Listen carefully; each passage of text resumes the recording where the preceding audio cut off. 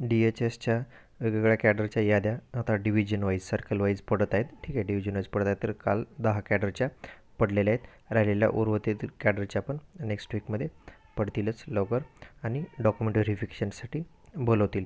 आता लवकरच document verification होईल, तर त्याच्या रिलेटेड जे काही तुमचे डाऊट्स वगैरे होते ते काही क्वेश्चन आलेले मला, पण थोडे दिवस नव्हतो मी, त्याच्यामुळं काही व्हिडिओ बनवू शकलो नाही. तर राहिलेले काही डाऊट्स त्याचे एकदा आन्सर सांगतो. एक आहे, जर सेम मार्क्स असतील तर सिलेक्शन कोणाचं होईल? जर सेम मार्क्स असतील तर एज हा फर्स्ट क्रायटेरिया असतं, की ज्याचं एज जास्त त्याला प्रेफरन्स मिळतो. समजा तुमच्या 2 कॅन्डिडेटला सेम मार्क्स आहेत. ठीक आहे, 2 कॅन्डिडेटला सेम मार्क्स आहेत, पण एकाचं जर फर्स्टचं जर एज असेल 26 आणि सेकंड समजा याचं 28 आहे, तर ज्याचं एज जास्त आहे त्याला फर्स्ट प्रेफरन्स मिळणार. हा फर्स्ट कॅन्डिडेट राहील, 26वाला सेकंड. त्याच्यामुळे ज्याचं एज जास्त असेल त्याला फर्स्ट प्रेफरन्स मिळतो. त्याच्यानंतर next, woman certificate form submit नंतर काढलं आहे तर काही प्रॉब्लेम येईल का? मी याचं DMRच्या वेळेस पण सांगितलं होतं तुम्हाला, की जे वुमन्स रिझर्वेशन सर्टिफिकेट आहे तर ते ॲक्च्युली लागत नाही. ठीक आहे, वुमन्स रिझर्वेशन सर्टिफिकेट आता लागत नाही. तर रूल चेंज झाला आहे, नाही लागणार.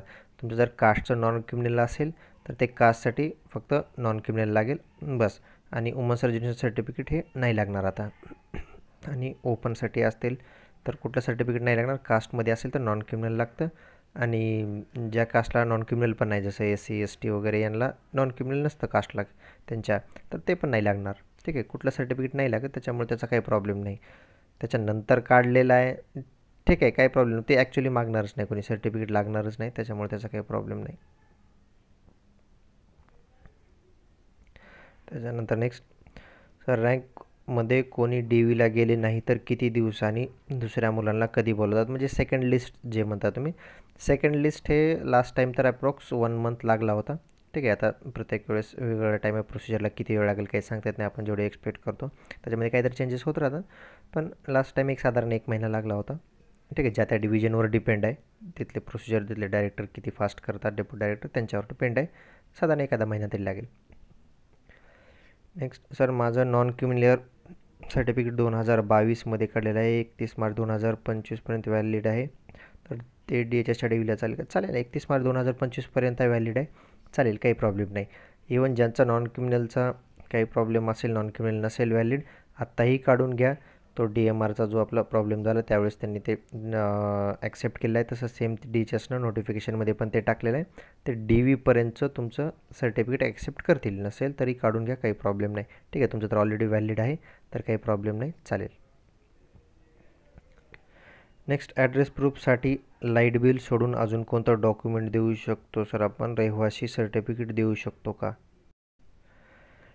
हे एक ॲड्रेस प्रूफचं एक खूप सारे एक चालू झालं की सर्वजण एकसारखेच क्वेश्चन विचारतात. हे DV रिलेटेड, मग आपलं ॲड्रेस रिलेटेड खूप सारे क्वेश्चन विचारतात मला.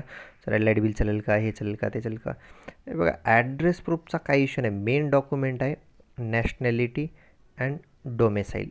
ठीक आहे, नॅशनॅलिटी अँड डोमेसाईल हे तुमच्याकडं असेल ना, तर बाकी तुम्ही आधार कार्ड, लाईट बिल त्याला कोणी विचारत नाही. ठीक आहे, त्याचं काही इम्पॉर्टंट नाही. मेन काय फक्त नॅशनॅलिटी अँड डोमेसाईल. तर ह्याच्यामध्ये आता त्याच्यामध्ये पण काही ठिकाणी काही पॉईंट काढले. आता DMRच्या जॉईनिंगच्या वेळेस बघा काही जणांनी पॉईंट काढले. हे जे ऑब्लिकचं दिसतं ना तुम्हाला, तर ज्यांचं ऑब्लिक आहे ना, तर त्यांना सेपरेट सर्टिफिकेट मागितले काही ठिकाणी, की नॅशनॅलिटी ऑब्लिक डोमेसाईल असे असेल तर तुमचं हे नॅशनॅलिटी कन्सिडर करतात आणि डोमेसाईलचं सेपरेट सर्टिफिकेट दाखवा. ठीक आहे, डोमेसाईल त्यालाच रहिवासी म्हणतो, त्याचं सेपरेट सर्टिफिकेट दाखवा जर ऑब्लिक असेल तर.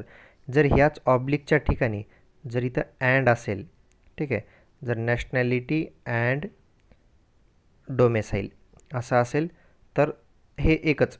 ठीक आहे, दोन्ही सर्टिफिकेट एकच कन्सिडर करतात, एकत्रच दोन्ही दिलेले आहेत. तर असं काही ठिकाणी हा पॉईंट काढला होता. ठीक आहे, तर एकदा तुमची सर्टिफिकेट चेक करून घ्या. मेन तर हेच सर्टिफिकेट आहे, नॅशनॅलिटी आणि डोमेसाईल. तर त्याच्यामध्ये बघा तुमच्याकडं आहे का, ते असेल तर हे सगळ्यात इम्पॉर्टंट डॉक्युमेंट हे आहे. बाकी राहिलं तुम्ही जे ॲड्रेस प्रूफ जे म्हणताय त्याच्यासाठी काही घेणदेण नाही. तुम्हाला कोणी लाईट बिल, ॲड्रेस, कुठलं आधार कार्ड, काही फरक पडत नाही, काही पण द्या. ठीक आहे, कोणी मागत पण नाही ॲक्च्युली. खरं जर बघितलं तर कोणी तुम्हाला मागणार नाही तुमचं लाईट बिल द्या आणि हे द्या ॲड्रेस प्रूफसाठी. ठीक आहे, आणि ते ग्रामपंचायतचं वगैरे नाहीच चालत बरं. जर तुम्हाला जर रहिवासी जर काढायचं आहे डोमेसाईल तर तहसीलचंच लागतं. ठीक आहे, तर ग्रामपंचायतचं वगैरे नाही चालत. नेक्स्ट DHSची जॉईनिंग घेऊन नंतर वेटिंगमधली DMRची पोस्ट मिळाली तर ही पोस्ट प्रोबेशन पिरियडमध्ये सोडता येते का? हां ठीक आहे, तुम्हाला सोडायचं आहे तर सोडू शकता. तुम्हाला कोणाला सोडून जायचेच तर गव्हर्नमेंट कधी कोणाला अडवू शकत नाही. ठीक आहे, तसा काही प्रॉब्लेम नाही, सोडायचे सोडून जाऊ शकता. तर मी काही ॲडवाईस करत नाही तसं करा, पण एक सांगतो तसं काही गव्हर्नमेंटचा असा काही रूल नाही की तुम्ही सोडून जाऊ शकत नाही, जायचे जाऊ शकता. नेक्स्ट पॅरलल रिझर्वेशनचे मेंबर भेटले नाही तर लगेच जागा कन्वर्ट होऊन डिव्हिजन वाईज लिस्ट येते का? लगेच नाही होत. फर्स्ट लिस्टमध्ये जे सिलेक्ट होतील पहिलं ते त्यांना ऑर्डर देणार. त्याच्यामध्ये जे कोणी नाही जॉईन झाले, रिजेक्ट झाले, जे काही झाले DVच्या वेळेस, ठीक आहे. आणि त्याच्यानंतर मग सेकंड लिस्ट लागेल. ठीक आहे, जागा कन्वर्टची आणि जे रिजेक्ट झाले त्या कॅन्डिडेटची मिळून सेकंड लिस्ट लागेल. लगेच नाही, आधी फर्स्ट लिस्टचं सर्व झाल्यानंतर मग सेकंड लिस्ट.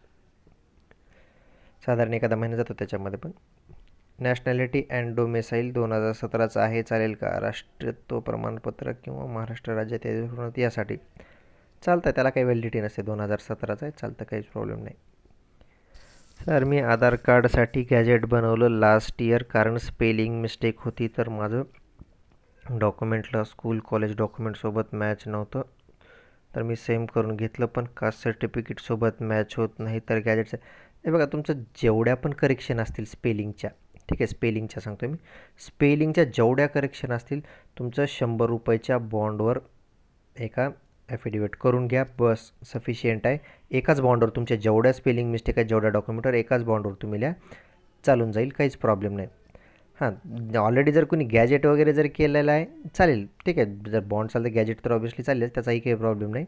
नसेल तर 100च्या बॉन्डवर पण चालेल, एवढं गॅजेट वगैरे करण्याची काही गरज नाही. असेल तर चालेल गॅजेट पण, नसेल तर 100च्या बॉन्डवर ॲफिडेविट करून घ्या. एक पोस्टसाठी किती कॅन्डिडेट बोलवतात DVला? ते कालच्या याच्यात शुद्धीपत्रकात सांगितलं ना, एकास 2. म्हणजे हा समजा एक कॅन्डिडेट सिलेक्टेड आणि त्याच्यात 2 वेटिंगमध्ये. तर हां, ह्याच्या रिलेटेड पण काही जण विचारत होते, नेमकं कळालं नाही त्यांना काय. तर हे बघा, एकास 2 म्हणजे जागा आहे 1, तर टोटल 3 कॅन्डिडेट हे DVसाठी बोलवणार. जर जागा 1 आहे तर टोटल 3 कॅन्डिडेट बोलवणार. 1 2 3, जागा किती आहे? एकच. तर हा एक सिलेक्टेड असेल, ह्याचं सिलेक्शन झालेलं असेल, हे 2 वेटिंगमध्ये असतील, सेकंड आणि थर्ड नंबरचा. जर फर्स्ट नंबरच्याला काही प्रॉब्लेम आला, तो रिजेक्ट झाला DVमध्ये, तर सेकंड नंबरवाल्याचं सिलेक्शन होणार. समजा सेकंड नंबरवाला पण रिजेक्ट झाला तर थर्ड नंबरवाल्याचं होईल. ठीक आहे, त्याच्यासाठी हे एकास 3 असं रेशो आहे. एकास 2 म्हणजे टोटल 3. जर टोटल समजा 10 जागा असतील तर किती लोक बोलवतील? 30 लोक. हे 10 सिलेक्टेड, एकास 2 म्हणजे 20 वेटिंगमध्ये, टोटल 30 कॅन्डिडेट. ठीक आहे, चला नेक्स्ट. सर रजिस्ट्रेशनला अप्लाय केलं आहे पण अजून मेल आला नाही, काय करू? नोव्हेंबरमध्ये ऑनलाईन फॉर्म भरला होता. त्यांनी ऑलरेडी नोटिफिकेशनमध्ये तसं मेन्शन करून दिले की 6 मंथ वेळ देणार म्हणून. तसं जर त्यांनी ॲक्सेप्ट केलं तर काही प्रॉब्लेम नाही, तुमचं तोपर्यंत येऊन जाईल. सर तुमच्या ग्रुपमध्ये कसं ॲड व्हायचं? तर सिम्पल आहे, प्रत्येक व्हिडिओच्या डिस्क्रिप्शनमध्ये खाली लिंक आहे व्हॉट्सअप ग्रुपची, त्याला तुम्ही डायरेक्ट जॉईन होऊ शकता लिंक थ्रू. ठीक आहे, लिंकवर क्लिक केलं की डायरेक्ट ग्रुपला जॉईन होईल. बट जे रिसेंट व्हिडिओ असतील ते रिसेंट व्हिडिओच्याच लिंकनं जॉईन करा, जर कोणाला करायचं असेल ग्रुप जॉईन तर. कारण ओल्ड व्हिडिओचे जेवढ्या काही लिंक्स आहेत ते आधीचे सर्व ग्रुप फुल झालेले आहेत. तर आता समजा हा व्हिडिओ किंवा इथून पुढे, तर ज्यावेळेस पण कोणाला जॉईन करायचा असेल ग्रुप, तर जो रिसेंट व्हिडिओ आहे माझा त्याच्या डिस्क्रिप्शनमध्ये जी लिंक आहे त्याच्यानेच जॉईन करा, कारण आधीचे सर्व फुल आहेत ग्रुप. ठीक आहे, तर ठीक आहे, ह्याच्या व्यतिरिक्त काही असतील काही वेगळे क्वेश्चन तर घेईन पुढला पार्ट. ठीक आहे, आणखीन तुमचे काही डाऊट्स असतील तर कमेंट सेक्शनमध्ये टाका.